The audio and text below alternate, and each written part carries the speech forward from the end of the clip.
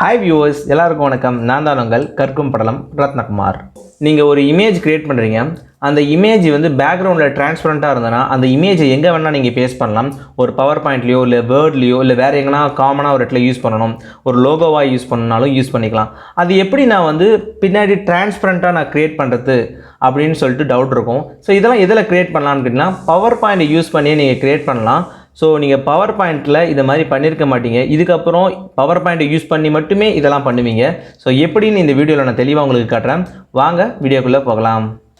First power பாயிண்ட்டில் ஒரு empty ஸ்லைடை ஓப்பன் பண்ணிக்கங்க. பவர் பாயிண்ட்டை ஓப்பன் பண்ணும்போது இன்பில்ட்டாகவே உங்களுக்கு வந்து பார்த்தீங்கன்னா இந்த மாதிரி டைட்டில் ஸ்லைடோடு தான் வரும். ஸோ எம்டி ஸ்பேஸை கிளிக் பண்ணி Ctrl+A ப்ரெஸ் பண்ணிங்கன்னா ஆட்டோமேட்டிக்காக எல்லாமே செலக்ட் ஆகும். அதுக்கப்புறம் டெலிட் ப்ரெஸ் பண்ணுங்கள், டெலிட் ஆகிடும். ஓகே, இப்போ நம்ம எம்டி ஸ்லைடை க்ரியேட் பண்ணியாச்சு.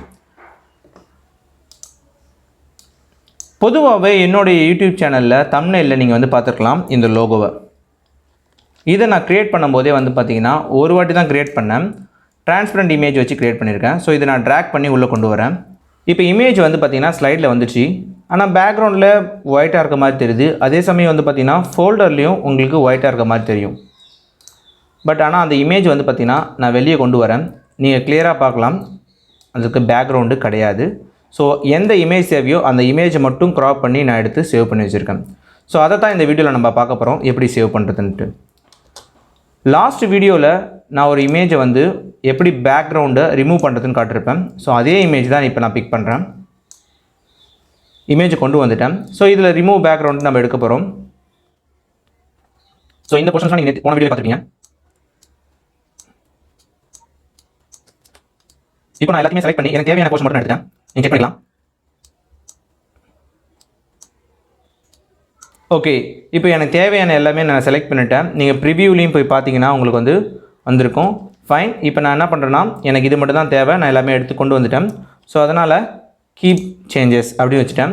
ஸோ இப்போ என்னோடய இமேஜை எடுத்து பார்த்தீங்கன்னா ஸோ இப்போ என்னுடைய இமேஜை நான் தனியாக எடுத்து பார்த்தேன்னா எஸ் அஃப்கோர்ஸ் பேக்ரவுண்ட் எதுவுமே இல்லை, என்னுடைய இமேஜ் மட்டும்தான் இருக்குது. ரிமூவ் பண்ணியாச்சு. ஓகே, இதெல்லாம் ஓகே தான். இப்போ நான் இதை வந்து வழக்கமாக நான் ஸ்லைடை எப்படி இமேஜாக சேவ் பண்ணுறனோ அதே மாதிரி ஃபைலில் போய்ட்டு சேவ் ஆஸ் கொடுத்து ஒன்ஸ் சேவ் ஆஸ்ன்றதை கிளிக் பண்ணதுக்கப்புறம் வந்து பார்த்திங்கன்னா உங்களுக்கு எந்த ஃபோல்டரில் நீங்கள் சேவ் பண்ண போகிறீங்கன்னு சொல்லிட்டு காட்டும். ஸோ இந்த ஏற்கனவே நீங்கள் யூஸ் பண்ண ஃபோல்டர் இருந்துச்சுன்னா டேரெக்டாக அதை கிளிக் பண்ணிக்கலாம். அப்படி இல்லைனா திஸ் பிசின்றதை கிளிக் பண்ணுங்கள். கிளிக் பண்ண உடனே உங்களுக்கு வந்து ஒரு டயலாக் பாக்ஸ் ஓப்பன் ஆகும். அந்த டயலாக் பாக்ஸில் டெஸ்க்டாப்பில் நான் வந்து டெஸ்ட்டுன்னு ஒரு ஃபோல்டர் க்ரியேட் பண்ணியிருக்கேன். எனக்கு அதில் போய்ட்டு 1111ல் என்ன ஃபார்மெட்டில் சேவ் பண்ணணும்னு சொல்லிட்டு சேவ் ஆஸ் டைப்னு இருக்கும். அதில் போய்ட்டு செலக்ட் பண்ணி பிஎன்ஜின்னு சொல்லிட்டு கிளிக் பண்ணி சேவ் கொடுங்க. இப்போ நான் சேவ் கொடுத்த உடனே இந்த பர்டிகுலர் ஸ்லைடு தான் நீங்கள் வந்து சேவ் பண்ண போகிறீங்களான்னு கேட்கும். ஆமான்னு கொடுத்துங்க.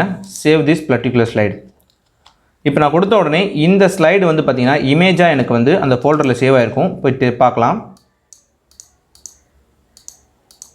ஸோ இங்கே வந்து பார்த்திங்கன்னா ஃபோல்டர் உள்ளே போகிறேன். இமேஜ் வந்திருக்கு. ஸோ இமேஜில் வந்து நான் ஓப்பன் பண்ணுறேன்.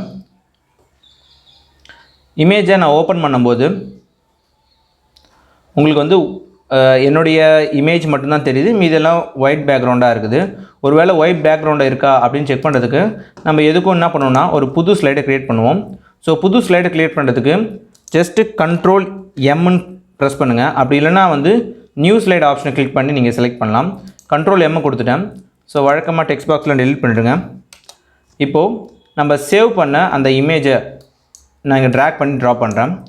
ஸோ ட்ராக் பண்ணி ட்ரா பண்ணும்போது ரெண்டு இமேஜுமே சேமாக இருக்குது. ஸோ மேலே வந்து பார்த்திங்கன்னா இதுதான் நம்ம க்ரியேட் பண்ண இமேஜ். இந்த இமேஜில் நான் வந்து அவுட் சைடில் கொண்டு வந்தேன்னா எனக்கு பின்னாடி எந்த பேக்ரவுண்டுமே இல்லை. ஸோ அதேமாரி இந்த இமேஜையும் நான் கொண்டு போகிறேன். ஏன்னா இதை தான் நான் சேவ் பண்ணோம். கொண்டு வந்தால் அப்படி இல்லையே, ஏன்னா எல்லாமே பார்த்திங்கன்னா ஒயிட் பேக்ரவுண்ட் இருக்குது. நீங்கள் கிளியராக பார்க்கலாம். ஸோ கொஞ்சம் ஸ்லைடை மினிமைஸ் பண்ணி காட்டுறேன். ஸோ ஒயிட் பேக்ரவுண்ட் இருக்குது எனக்கு. ஆனால் வந்து பார்த்திங்கன்னா என்னுடைய இமேஜ் மட்டும்தான் வேணும், இந்த ஒயிட் பேக்ரவுண்ட் எனக்கு வேண்டாம். ஸோ அப்போனா அதுக்கு என்ன பண்ணணும்னா ரொம்ப சிம்பிள். ஜஸ்ட்டு நீங்கள் வந்து டிரான்ஸ்பரண்ட்டாக க்ரியேட் பண்ணிங்களே அந்த இமேஜை கிளிக் பண்ணுங்கள். கிளிக் பண்ணிவிட்டு ரைட் கிளிக் பண்ணுங்கள். ரைட் கிளிக் பண்ணிவிட்டு அதில் சேவ் ஆஸ் இமேஜ்னு இருக்குல்ல அதை கிளிக் பண்ணுங்கள். அதை கிளிக் பண்ணிங்கன்னா ஆட்டோமேட்டிக்காக வந்து பார்த்திங்கன்னா உங்களுக்கு வந்து சேவ் பண்ணுறதுக்கு உண்டான ஆப்ஷன் வந்து ஒரு டயலாக் பாக்ஸ் ஓப்பன் ஆகிருக்கும். அதில் பிஎன்ஜி ஃபார்மெட்லேயே இருக்கும். பிக்சர் 1 இருக்கும். டெஸ்க்டாப்பில் டெஸ்ட்டுன்னு ஒரு ஃபோல்டர் க்ரியேட் பண்ணல, அந்த ஃபோல்டர்லேயே நம்ம வந்து சேவ் பண்ணலாம். டெஸ்ட்டு ஃபோல்டர் ஓப்பன் பண்ணுறேன். ஸோ இதில் வந்து பார்த்தீங்கன்னா இந்த இமேஜோட நேம் வந்து 2222ன்னு வைக்கிறேன், வச்சுட்டு சேவ் பண்ணுறேன். இப்போ எனக்கு இந்த இமேஜும் சேவ் ஆகிடுச்சு. ஓகே, இப்போ நம்ம என்ன பண்ணுவோம்னா மூணாவதாக ஒரு ஸ்லைடு க்ரியேட் பண்ணுவோம். ஸோ Ctrl M ப்ரெஸ் பண்ணிக்கிறேன், Ctrl A delete. இப்போது அந்த இமேஜை 222 இருக்குல்ல, அதை நான் இங்கே வந்து ட்ராக் பண்ணி ட்ராப் பண்ணுறேன். ஸோ இப்போ 3 இமேஜுமே நீங்கள் ப்ரிவியூவில் பார்த்தீங்கன்னா சிமிலராக தான் இருக்குது. ஃபஸ்ட்டு ஒன்று வந்து பார்த்திங்கன்னா பேக்ரவுண்டை ரிமூவ் பண்ணி நம்ம க்ரியேட் பண்ணி வச்சுருக்கோம்.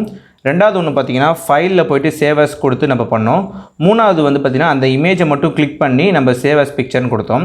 ஸோ மூணாவதாக சேவ் as பிக்சர்னு கொடுத்தது நான் என்ன பண்ணேன்னா தனியாக வெளியே கொண்டு வருவோம்.